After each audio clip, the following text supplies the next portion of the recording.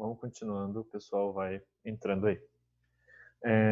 Então, eu falei para vocês que o bolos entra no estômago, né? Então, a parte mecânica é acionada, além da parte química, que são esses raiozinhos amarelos que vocês viram, que é a inserção de enzimas para a digestão. E aí a gente começa a chamar ele, em vez de bolos, de quimo.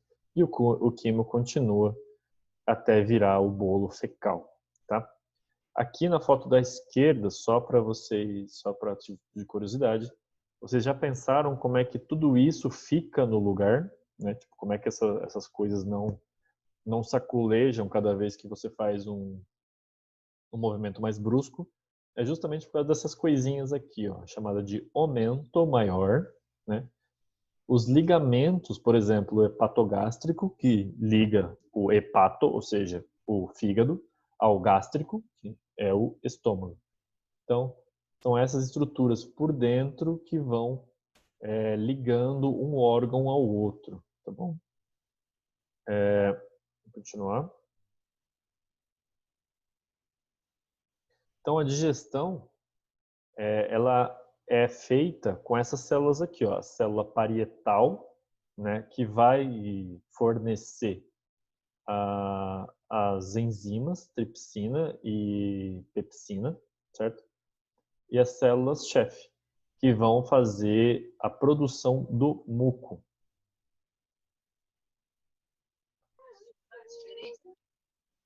Então, como que é um estômago? Basicamente, o estômago é isso aqui, gente. Olha só, essa parte amarelinha, ela é o omento, né? Ele tem esse formatinho curvado, né? Aqui está o esôfago, aqui está a válvula cárdia, né? Que dá para ver só por dentro. E aqui está a parte pilórica, em seguida o duodeno. O que a gente está vendo nesse GIF é o como a câmera é saculejada para lá e para cá durante a digestão mecânica, né? Tudo que a gente está vendo aqui é ácido no fundo lá do estômago, certo? Né? O conteúdo estomacal já bem cheio, inclusive de ácido. Esse peristaltismo fazendo com que também o bolo alimentar seja quebrado para formar o quimo.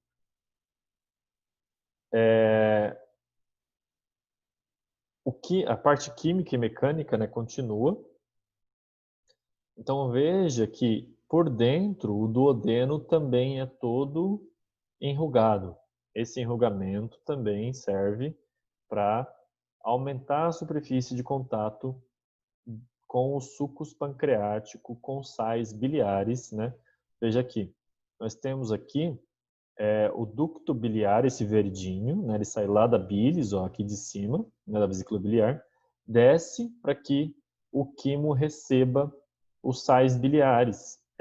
E aqui em amarelinho nós temos o duto pancreático, que liga, né, o pâncreas ao duodeno para que os sucos pancreáticos cheguem até o duodeno.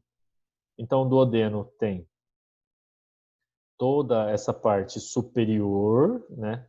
Temos aqui a cabeça do pâncreas, que faz a curvatura menor do duodenos, e a curvatura maior, que depois vai virar jejuno. Então, a jejuno já inicia a parte de absorção.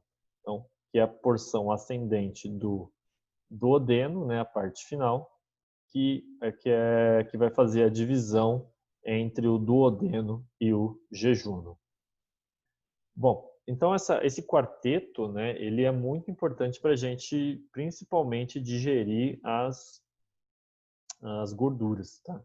Então, o fígado, porra, mas o fígado ele faz um monte de coisa e, além disso, faz digestão também. Ele é muito maravilhoso mesmo.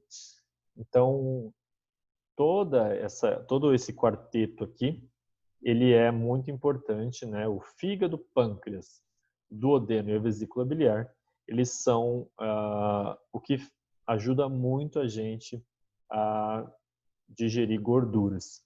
E o suco pancreático também vai terminar a digestão das moléculas de amido e das proteínas, beleza? Então, gente, basicamente por dentro é isso aqui que a gente vê. Parece que é tudo igual, né? Mas nós temos aqui, ó, uma bordinha do fígado, uma parte do estômago sendo mostrada. Essa parte amarela é justamente o omento, tá? E aqui a gente não consegue ver mais muito bem. A gente consegue ver uma bordinha do estômago aqui em cima, mas bem pequenininho. Isso aqui tudo é aumento, então essa é uma pessoa bem obesa, né? Dá para ver que a capa de gordura dela tem entre 3 e 4 dedos, isso deve dar uns 5 centímetros quase. Então, a pessoa bem obesa também vai ter o aumento aumentado, né? O aumento, basicamente, é feita de células que armazenam gordura, né? De tecido que armazena gordura. Então, ele vai ficar também aumentado quando a pessoa é obesa. Esse é um fígado, desculpa. Né? Esse fígado aqui, ele já está meio baleadão, né? Então a pessoa provavelmente tem cirrose, né? A cirrose hepática, ela faz com que o fígado crie essas cicatrizes, né? Porque cada vez que você ingere muito álcool, isso cria uma cicatriz. Cada vez que você ingere muita droga, isso cria uma cicatriz no seu fígado e vai deixando ele dessa forma aqui. Aqui em cima a gente consegue ver uma bordinha do estômago, tá? Aqui nós temos o colo transverso do intestino e nessa parte o intestino delgado todo, né? Que nem na outra foto, a gente consegue ver uma boa parte dele aqui.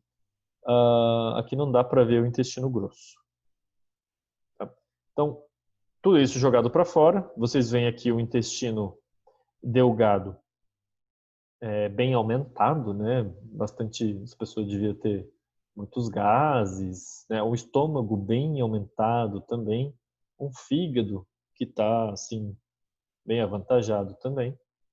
E aqui uma parte do intestino grosso, olha aqui, ó, né? Que provavelmente foi cortado ao meio para mostrar melhor as estruturas. Então, tudo que é intestino delgado, né, jejuno e ilho, ele vai fazer a absorção.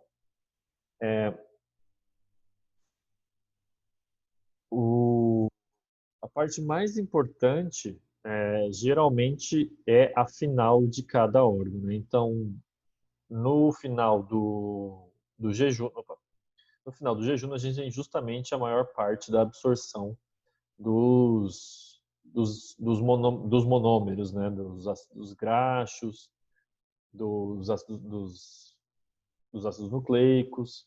Toda essa parte é absorvida no finalzinho ali, perto do seco. E no intestino grosso, basicamente, a água e a produção de vitaminas, tá? Então, olha só como é que é enrugadinho por dentro. Essas pregas circulares justamente servem para aumentar a superfície de contato. Além das pregas, nós temos estruturas no interior desse intestino que, olha só, chamam-se de microvilosidades. As microvilosidades são esses dedinhos, né, praticamente, que fazem com que o alimento, né, o quimo, continue, né, ou o bolo fecal, se ele estiver mais para frente, que o bolo fecal ele passe por aqui e tenha muito mais contato entre essas estruturas e consiga fazer uma absorção bem maior. Esse aqui, opa, essa aqui é a parte do fundo, né, do abdômen, do retroperitônio. Então, foi elevado aqui o intestino grosso para você visualizar o mesocolo, né, que é a parte de trás do intestino. A gente consegue também visualizar melhor as estruturas do intestino grosso, do reto aqui atrás e do colo sigmoide. Ele chama sigmoide porque ele tem esse formato de S, tá bom?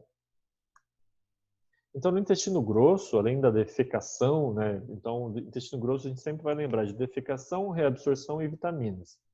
Então, defecação, por quê? Porque é a parte final, né, que vai formar o bolo fecal.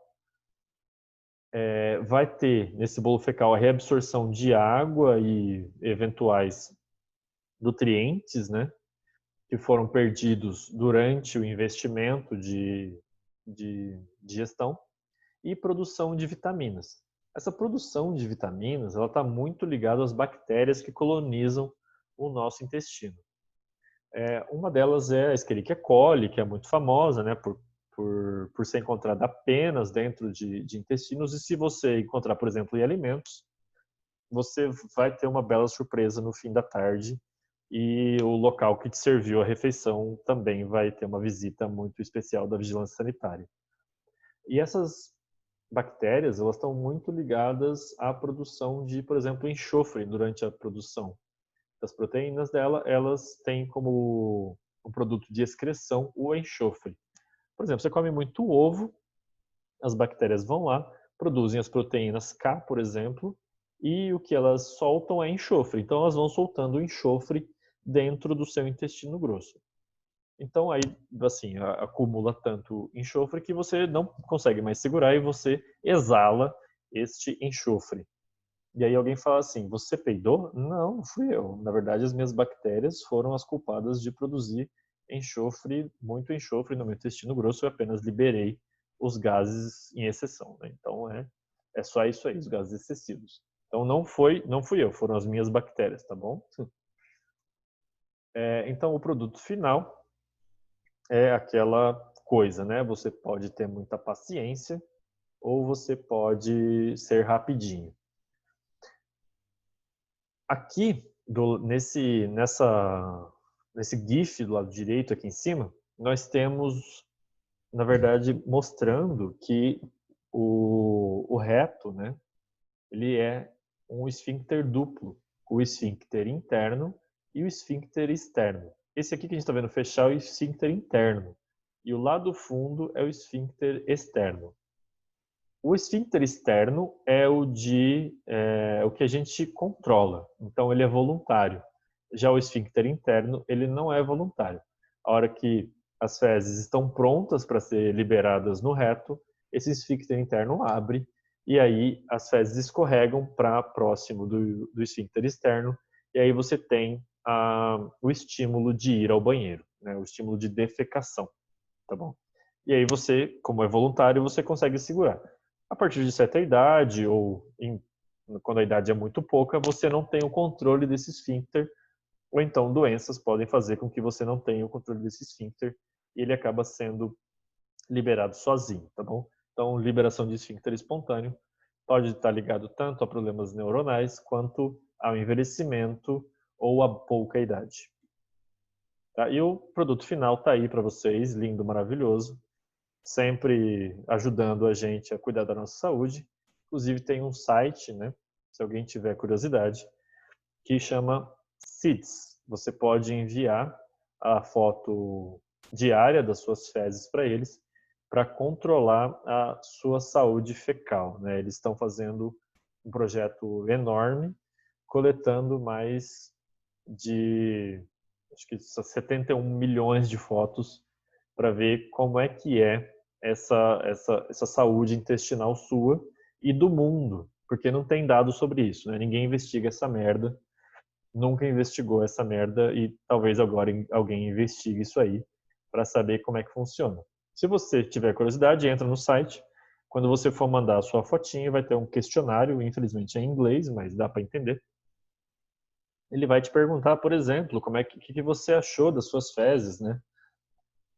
Se elas foram, se foi fácil, se foi rápido, se tinha formato de quê, né? Que textura você achou que era, se boiava, se afundava. Tudo isso reflete a sua saúde, não só gástrica, tá? Mas uma saúde de uma forma geral.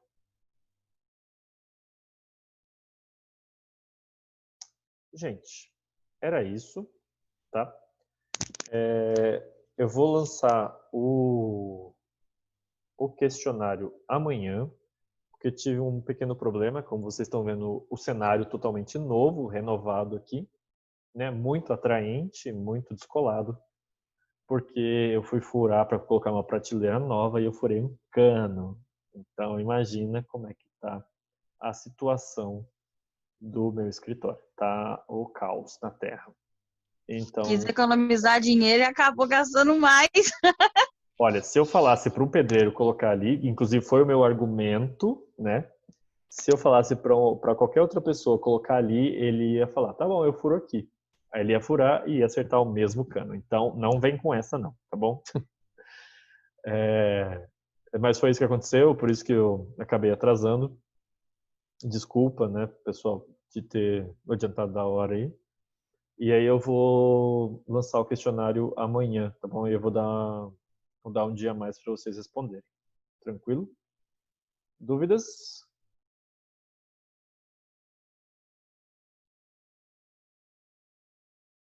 Sem dúvidas? Cadê o chat? Okay. NN, tranquilo, prof. Tá. Por que a gente estudou essa parte de gástrico hoje? Porque, gente, se a gente toma remédio via oral, a gente tem que entender como é que o negócio funciona, tá bom? Para entender, por exemplo, a ação de um omeprazol, a ação de um laxante, sei lá, um antiemético, tudo isso a gente precisa saber. Deus o livre do senhor, não fale laxante. Esse dia eu tive que tomar para fazer uns exames, meu Deus do céu. Que desgraça. Cumpriu a função dele, pelo Sofri jeito. até umas horas. Cumpriu, bem cumprido. É importante. A gastrite nervosa, Caio, tudo que... O nosso corpo, ele é todo interligado. A gente estuda separado, mas ele é todo interligado, né? Quando você tem, por exemplo, um problema de ansiedade, um problema nervoso, você tem a produção de muito hormônio do estresse, né? Então, adrenalina pode gerar muitas catecolaminas e quando você... Lembra do estímulo de luta e fuga? Não sei se alguém vai lembrar. A gente vai ver em nervoso isso mais pra frente. Luta e fuga, pessoal, se você joga muita adrenalina no seu corpo, você pode ou lutar ou fugir. Em algum desses casos, é importante que o seu intestino funcione ou pare de funcionar?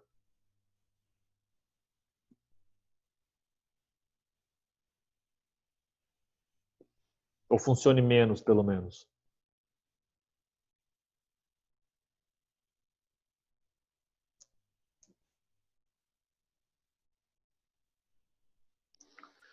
Como assim? Não entendi.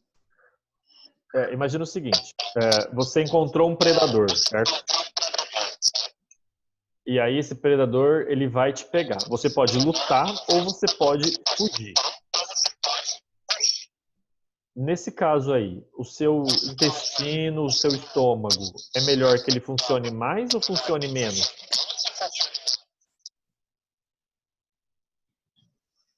É melhor que ele funcione menos, né? Mas Porque senão você é legal vai... até a gente. Quando a gente pega um bicho, às vezes um peixe, uma galinha, assim, quando você segura ela, já parece que já solta, Uhum, né? Acho exatamente. que o dele já trabalha de uma forma meio diferente. Diferente. Por quê? Como você já pegou, então agora já era, né? O que é isso? Isso foi tanto medo que houve a liberação do esfíncter. Quando você luta ou foge, o seu estômago, suas funções gastrointestinais funcionam menos. Eles devem funcionar menos. Então, se você mantém o tempo todo nervoso, é o estímulo do seu corpo de produzir menos muco e menos ácido clorídrico. Só que você tem que comer. Aí você está tão nervoso que você está comendo, produzindo menos muco e produzindo ácido clorídrico ao mesmo tempo. Então, falta muco, tem muito ácido clorídrico. Resultado, gastrite. Entendi. Entendeu? Essa é a tal da doença, não sei, se entra com psicossomática, entra aí? Psicossomático, perfeito. Né? Uhum. Bastante psicossomático. É que a gente às vezes Sim. coloca a mente como uma coisa fora do corpo, né? Mas não é bem assim. A nossa mente ela influencia muito no funcionamento de todos os nossos órgãos.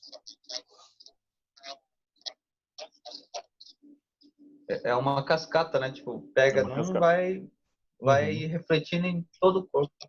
isso mesmo. Eu tenho um amigo que tá sofrendo desse daí direto. O tratamento ele não muda muito, né? Geralmente, dificilmente algum médico vai querer atacar a causa do problema, que é tratar a ansiedade ou a depressão.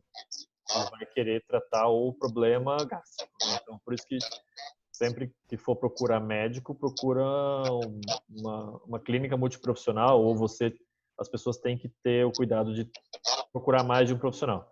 Se eu estou com gastrite nervosa, eu tenho que procurar tanto um gastro quanto um psicólogo, um psiquiatra, né, enfim, uma coisa na equipe multiprofissional e nunca só aquele.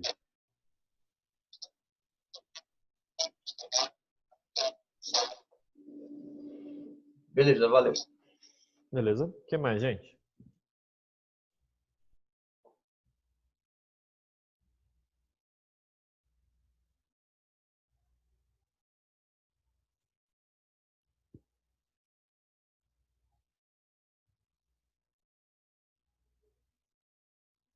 Dúvidas, dilemas, sugestões, perguntas,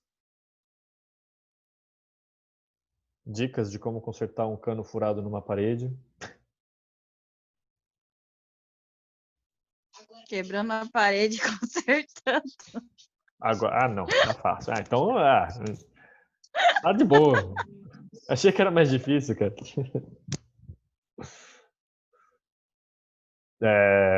Vamos ver o que vai acontecer. Mas beleza, pessoal. Qualquer dúvida, estamos aí até as 10h30, tá bom? E vocês podem me procurar. Lembrando, eu vou começar a converter já os áudios, os vídeos para o YouTube. E vou lançar amanhã o questionário. Tranquilinho?